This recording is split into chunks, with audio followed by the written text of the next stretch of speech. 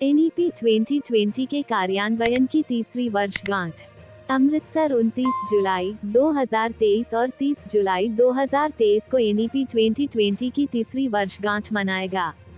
कार्यक्रम की शुरुआत 29 जुलाई 2023 को आईटीपीओ प्रगति मैदान से माननीय प्रधानमंत्री श्री नरेंद्र मोदी द्वारा अखिल भारतीय शिक्षा समागम के उद्घाटन के साथ की जाएगी। कार्यक्रम का सीधा प्रसारण होगा। इससे पहले केवी नंबर 1 अमृतसर एनईपी 2020 पर जनभागीदारी के तहत कई गतिविधियां आयोजित कर रहा है। 27 जुलाई 2023 को एक प्रेस कॉन्फ्रेंस आयोजित की गई, जिसमें 11 स्कूलों के प्रधानाचार्यों और मीडिया कर्मियों को सादर आमंत्रित किया गया।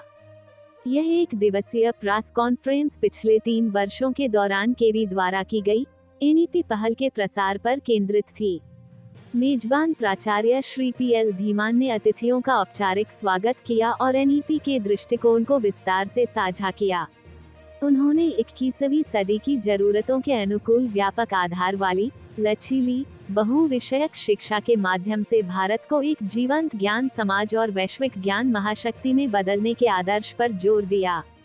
पंजाब 24 न्यूज से अमृतसर से विशाल शर्मा की रिपोर्ट। सबसे पहले तो मैं केंद्रीय विद्यालय नंबर 1 अमृतसर कैंट की तरफ से आप सबका स्वागत करता हूं और आपको बताना चाहता हूं कि हमारी नेशनल एजुकेशन पॉलिसी 2020 उसकी तीसरी वर्षगांठ जो है वो मनाई जा रही है। 29 को हमारे माननीय प्रधानमंत्री जी जो एक सभा को संबोधित करेंगे दिल्ली में, और हम लोगों का ये फ़र्ज़ बनता है कि हम लोग बताएं कि नेशनल एजुकेशन पॉलिसी जो है वो इसके की पॉइंट्स क्या हैं, क्योंकि आप लोगों के सहयोग से हम आम जनता को ये बता पाएंगे कि इसके क्या फ़ायदे क्या हैं और इसके कैसे फ़ायदे जो हैं वो उठाए जा सकते हैं। पहले तो मैं ये बताऊंगा कि जो नेशनल एजुकेशन पॉलिसी है इसका जो विज़न है वो क्या है। जो हमारी पिछली पॉलिसीज़ रही हैं उनके साथ क्या क्या इम्प्रूवमेंट करके जो है वो इसका जो विज़न बनाया गया है कि हमारा जो नया एजुकेशन सिस्टम जो है वो ये चाहता है कि हमारी जो सोसाइटी है ये नॉलेजेबल होनी चाहिए और दुनिया में एक सुपर पावर बने एजुकेशन के बेस पे। तीसरा, जो 21st सेंचुरी जो 21वीं सदी जो है उसकी क्या क्या ज़रूरतें हैं ये उनको पूरा करे। चौथा, बच्चे जब शिक्षा लेते हैं तो उनके अंदर सिर्फ एक क्रैमिंग नहीं होनी चाहिए, रट्टा नहीं लगाने की ताकत नहीं होनी चाहिए, क्रिटिकल थिंकिंग और साथ में साइंटिफिक टेम्पर, साइंस की तरफ से सोचने की एक क्षमता जो है उनके अंदर बढ़नी चाहिए।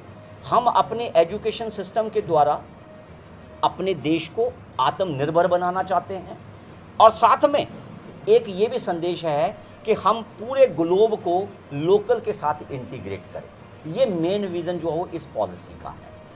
हमारे जो केंद्रीय विद्यालय हैं वो इसके साथ क्या संबंध रखते हैं, आपको पता है कि हो सकता है कि आम आदमी ये नहीं जानता हो कि केंद्रीय विद्यालय की क्या इम्पोर्टेंस है। केंद्रीय विद्यालय एक बड़े खास तरह के स्कूल हैं। वो आम स्कूलों की तरह स्कूल आपको नहीं दिखेंगे। अगर आप कभी किसी एक क्लास में जाके आएँ तो आपको पता चलेगा कि एक मिनी इंडिया जो है वो एक केवी के अंदर दिखता है, जिसके अंदर आपको नॉर्थ ईस्ट का बच्चा भी दिखेगा, आपको साउथ का बच्चा भी दिखेगा, आपको मध्य भारत का बच्चा भी दिखेगा, आपको नॉर्थ का बच्चा भी दिखेगा। और ऐसे एक वाइब्रेंट ग्रुप को साथ लेके जो हमारी मल्टी डाइवर्सिटी कंट्री की है वो हमारे क्लासरूम के अंदर दिखती है। मैं थोड़ी सी हिस्ट्री में जाना चाहूँगा कि केंद्रीय विद्यालय जो थे ये बेसिकली सेकंड पे कमीशन जो था उसकी डिमांड थी कि जो सेंट्रल गवर्नमेंट एम्प्लॉयज़ हैं उनके बच्चों को एक तरह की शिक्षा पूरे कंट्री में मिलनी चाहिए। तो 1962 में ये प्रपोजल आया। उस समय कुछ आर्मी कैंट्स के अंदर रेजिमेंटल स्कूल चलते थे, लगभग 20 के करीब उनकी संख्या थी और उन स्कूलों को 63-64 के अंदर हमारा केंद्रीय विद्यालय संगठन जो था वो एक ऑटोनॉमस बॉडी के रूप में उसने जन्म लिया और इन 20 स्कूलों का जो कार्यभार था उनको सौंपा गया मिनिस्ट्री एजुकेशन के अंडर। और आज मैं बताना चाहूँगा कि आज केंद्रीय विद्यालयों की संख्या 1250 से ज़्यादा है। 3 स्कूल हमारे विदेशों में भी, मॉस्को, तेहरान और काठमांडू में भी चल रहे हैं। हमारा जो मेन कर्तव्य जो होता है, जो भी केंद्र सरकार की एजुकेशन के प्रति पॉलिसीज़ हैं उनको सबसे पहले एक्सपेरिमेंट जो किया जाता है वो केंद्रीय विद्यालयों के अंदर किया जाता है। और जब उसके परिणाम अच्छे आते हैं तो उन चीज़ों को फिर स्टेट्स के साथ डिस्कस करके रोल आउट किया जाता है। मैं आपको बता दूं कि ये हमारी नेशनल एजुकेशन पॉलिसी है 2020 2021-22 में केंद्रीय विद्यालय में रोल आउट हो गई थी। इसमें सबसे बड़ा पहला जो स्टेप था कि बच्चे जो हैं वो कम से कम 5 साल के लिए एक इंटीग्रेटेड प्रोग्राम में रहें। इंटीग्रेटेड का मतलब जो है कि 3 साल जैसे हम लोग प्री प्राइमरी में लगवाते हैं, कोई नर्सरी लगवाता है, कोई किंडरगार्टन लगाता है, कोई आंगनबाड़ी में लगाता है। तो ये पॉलिसी का एक सोचना है कि बच्चा जो है वो स्कूलिंग के साथ राइट फ्रॉम बिगिनिंग शुरू से ही जुड़ा रहना चाहिए। उसका कारण ये है क्योंकि यही एक उम्र होती है कि जब आप उसकी स्किल्स को पहचान सकते हैं, उसका एक्सपोजर दे सकते हैं और बच्चा जो है वो आने वाले अपने भविष्य के बारे में बता सकता है कि मैं क्या बनना चाहता हूँ। तो गवर्नमेंट का ये एक प्लान था कि पहले 5 साल जो हैं जिसको हम ये कहते हैं कि फाउंडेशनल स्टेज, क्योंकि जो हमारी नेशनल एजुकेशन पॉलिसी है उसने स्कूल एजुकेशन, मैं आपको सिर्फ स्कूल एजुकेशन के बारे में बता रहा हूँ, उसमें 4 पड़ाव है। फाउंडेशनल स्टेज पहले 5 साल, दूसरा जो है वो एलिमेंट्री स्टेज जो 3 साल, 3rd, 4th और 5th तक, और 6th, 7th, 8th को हम मिडिल स्टेज कहते हैं, और फिर जो है वो 9th, 10th, 11th and 12th को हम सेकेंडरी स्टेज कहते हैं। आज हम बात कर रहे हैं फाउंडेशनल स्टेज। जो 3 साल बच्चा स्कूल से बाहर रहता था उसको भी हम स्कूल के साथ जोड़ रहे हैं, जिसकी हमने जो है वो शुरुआत कर दी ही है। 2022 में हमारे 50 केंद्रीय विद्यालय के अंदर ये बाल बाटिका के नाम से जो है वो शुरू हुआ था। आज की डेट में 2023 में 500 के करीब हमारे ऐसे स्कूल हैं जिनमें बाल बाटिका 1 और 2 चल रही है। ये बाल बाटिका 3 तक ये प्रोग्राम है जिसमें स्टेज 1, स्टेज 2 एंड स्टेज 3, जिसको प्राइमरी से पहले की बात कहा जाता था, और प्राइमरी की 2 क्लासेस 1 और 2 इनको भी साथ में शामिल किया गया है। मैं आपको ये भी बताना चाहता हूँ कि हमारी जो नेशनल एजुकेशन पॉलिसी है वो ये चाहती है कि बच्चा जो है वो रोट लर्निंग ना करे। रोट लर्निंग का मतलब क्रैमिंग करके। आपने भी अपने बच्चों को कभी देखा होगा कि किताब को तो वो पूरा रट्टा मार के सुना देते हैं, लेकिन उनकी बेसिक स्किल्स जो है, जैसे फाउंडेशनल लिटरेसी है। फाउंडेशनल लिटरेसी का मतलब ये है कि जिस भी भाषा में, चाहे वो अंग्रेज़ी है, हिंदी है, पंजाबी है, कोई भी भाषा हो, अगर बच्चा उसमें पढ़ रहा है तो उसको वो भाषा पढ़नी और समझनी आनी चाहिए। हमारा पहले 5 वर्षों में सिर्फ इसी बात के ऊपर जोर है। हम क्या करते हैं कि दूसरी भाषा बच्चे के ऊपर थोपने की कोशिश करते हैं। हम नहीं चाहते कि वो भाषा थोपी जाए। बच्चा जो है वो अपनी ही भाषा में सीखे और उसके अंदर बोलने की एक कॉन्फिडेंस उसके अंदर होना चाहिए। इसके ऊपर हमारी जो पॉलिसी है उसका बहुत बड़ा जोर है। और दूसरा, जो बच्चे की जो लर्निंग होगी, रीडिंग नहीं, लर्निंग जो होगी, उसके लिए हमने उसका मूल्यांकन करने के लिए भी एलओस बनाए। जो हमारा एनसीएफ 2022 है, एनसीएफ 2022, जिसको हमने एक नया डॉक्यूमेंटेशन दिया, जिसने जो है वो 5 सालों का एक कैरिकुलम बनाया है। और उसके अंदर जो एलओस हैं, लर्निंग आउटकम्स के पहले स्टेज के ऊपर, जो बाल बाटिका नंबर 1 है, उसमें बच्चे के अंदर एक बोलने की, सिर्फ बोलने की, लिखने की प्रक्रिया के ऊपर बात नहीं हम कर रहे हैं, सिर्फ बोल पाए, कॉन्फिडेंस के साथ अपनी बात कह पाए। हमने, हमारे टीचर्स जो होते हैं उनको इसी तरह की ट्रेनिंग भी दी जा रही है। बहुत सारे जो ट्रेनिंग मॉड्यूल्स हैं उनके अंदर भी चेंज। सर, लोगों को क्यों लगता है कि सरकारी स्कूल में हम जाएंगे हमारा बच्चा अच्छी पढ़ाई नहीं कर पाएगा? लोगों को क्यों लगता है?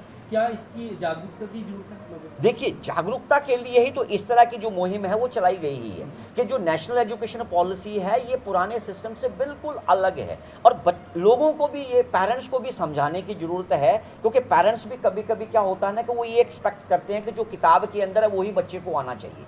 हम उनको ये समझाना चाहते हैं कि किताबी नॉलेज ही बच्चे के लिए ज़रूरी नहीं है। उसके लिए उसका कॉन्फिडेंस, उसकी जो स्किल बिल्डिंग है, लाइफ के अंदर बच्चा दूसरे से बात कर पाए, अपनी बात कह सके, ये सबसे ज़्यादा इम्पॉर्टेंट है। ये किताब में पढ़ने से, पढ़ाने से नहीं आएगा।